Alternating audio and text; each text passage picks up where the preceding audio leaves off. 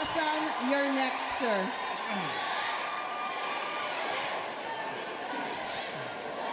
Senator Honasan, kayo. Salamat, Pinky. Pinky, naririnig mo ba ako? Sir, I can hear you. Siguro Okay. yung tao, can you hear Senator Honasan? Okay na po, sir. Go ahead. May kasabihan, kung walang korap, walang mahirap. Iba ang pananaw ko. Kung walang mahirap, walang korap. Kaya, let's solve the poverty problem, the social injustice problem, educate our people more, no?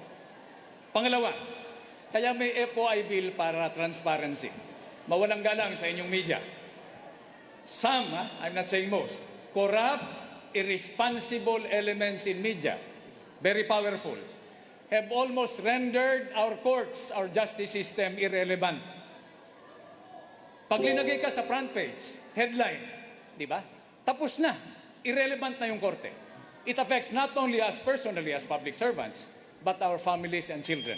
Hindi naman siguro tama yun. Very quickly, I'd like to do a follow-up on Senator Gringo Honasan. Sir, of course, this is in relation to allegedly your kickbacks that you received, 1.75 million pesos dun po sa PDAF. Yun po ang inyong pinag-uusapan, sir? Lahat. Hindi lang yung kaso ko. No? In fact, hindi pa kaso. Pag umabot sa korte, harapin ko yan. Pero yung trial by publicity, no? Yung trial by publicity, lalabanan ko yan.